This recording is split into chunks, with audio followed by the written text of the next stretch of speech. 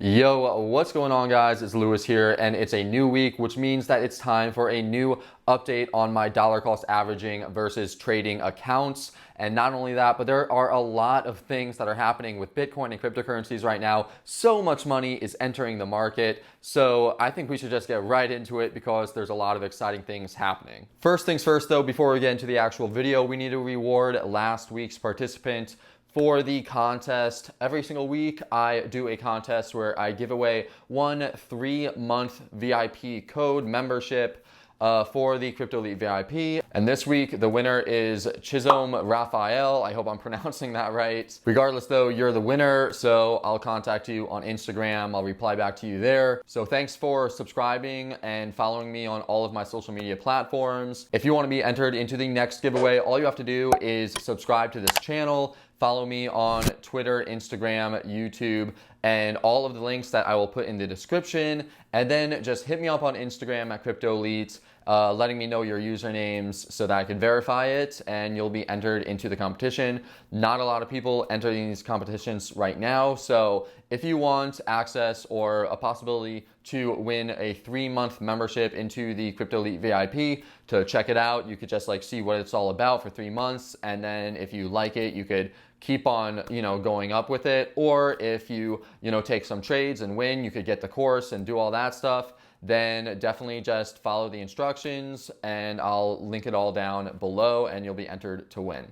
So let's now compare my trading account versus my dollar cost averaging into Bitcoin account. If you aren't already aware, I actually started this challenge on October 5th, 2020, where I had my trading account and I'm comparing it to an account where I simply add $100 a week into Bitcoin every single week without fail. And that is a strategy called dollar cost averaging. Now, a lot of people say that dollar cost averaging is a superior way of investing compared to trading. Me personally, I think that my trading is really, really good, which is why I'm doing this challenge, because I want to see in the long run which is actually better. Because a lot of people say you should just invest or just dollar cost average into Bitcoin or just dollar cost average into the S&P 500 or an index fund or into stocks that you believe in, such as Tesla or even dividend stocks. I think Verizon or AT&T are really, really good dividend stocks, and you should just simply dollar cost average into those stocks or commodities or cryptocurrencies and not really think about it, and that's superior. But I believe that my trading account and my trading skills are really good, so that's why I'm doing this, comparison and this challenge to really, really see. So let's start out with the numbers. So I started out my trading account with $77,761. And now my trading account is up to $81,056. And that means that I have made 4.24% positive growth in my portfolio since the start of this challenge. Now that is actually down from last week and even the week before. So I actually started out really, really strong with this trading challenge, and I was up around 10% in the very, very beginning, and I went down. But I just want to preface and just make sure that that you could have, when you're trading, green months, obviously, and green weeks, obviously, but you could also have red weeks and red months when you're trading. And as long as you're trading your plan and you're following your rules and you know what you're doing and you're confident in your ability and you're confident in your trades, it's okay to be down for a little while as long as you believe that the price will move back up. So I can be down. I'm not down yet, but I'm not down right now. But even if I fall down with my trading account, I'm still going to be totally okay with it because I believe in my trades, and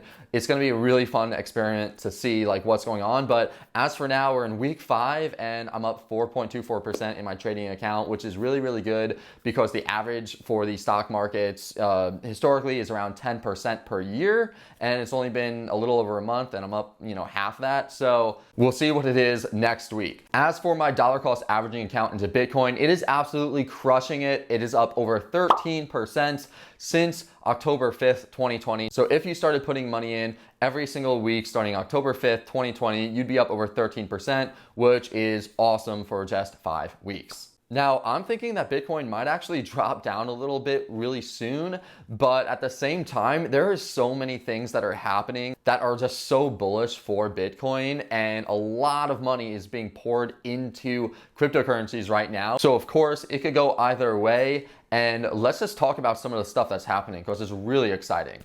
So let's start out with the fact that more and more firms are putting so much money into Bitcoin right now. The latest of which is Stone Ridge Holdings Group, which has over $10 billion under management. And they just said that they're putting in over $100 million into Bitcoin, and they're purchasing over 10,000 Bitcoins. And this is coming right after Jack Dorsey from Twitter and the owner of Square Holdings put in $50 million into Bitcoin. And this, of course, comes after Michael Saylor, the owner of MicroStrategy Corporations, put in $425 million into Bitcoin, which, by the way, has earned him over $100 million in just over a month.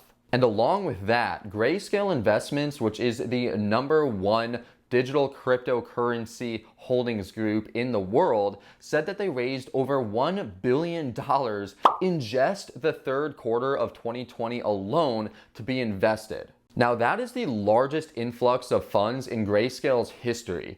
And considering that Grayscale is literally a digital currency holdings group, then you could only imagine that they're going to be taking that money and investing it into digital currency products.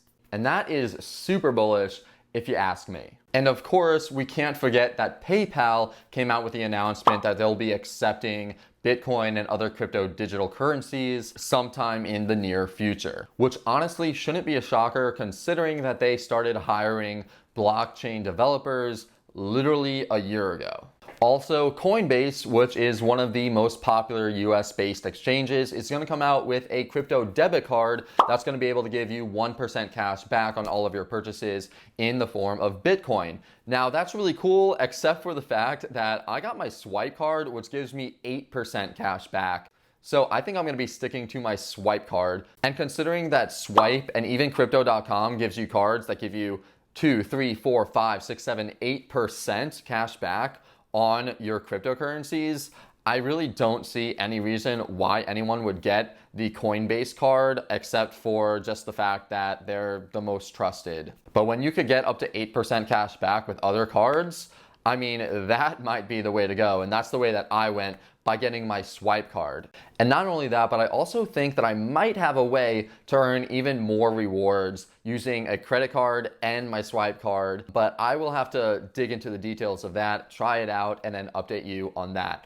And by the way, I'm going to be having a huge swipe and crypto.com card breakdown in the near future once I receive my actual physical cards. So stay tuned for that because it should be coming out pretty shortly. Now, as far as what the market is looking like right now, honestly, it's up in the air because of the elections, but I am really hoping that altcoins will start to rebound soon because they have had a terrible, terrible month. I have been in Tether, just tethered up for most of the month. I have been starting to put in my bids for a lot of altcoins down around the levels that they are at. Algo, SXP, obviously, because I got the card, and a few other coins I am getting into, and I'm going to be updating that in the market update, which I'm going to make right after this video. So if you are interested in trading and knowing what I'm doing for the top 10 coins, then you could just stick around or watch the next video and there'll be that. And finally, the last thing that I want to say is that I upgraded my Ledger Nano S to a Ledger Nano X. This is a hardware wallet that you could keep your cryptocurrency on to keep your cryptocurrency safe. And I made a video on that. So I'll be dropping that next week. So if you have a Ledger or if you are looking to get a Ledger, stay tuned for that. And that will be very informative because I bring you through everything from A to Z and I screen record it all. So it's a very comprehensive video and it just shows you all that you need to know about the Ledger. So I'm gonna go make my market update now and I'll see you in the next video.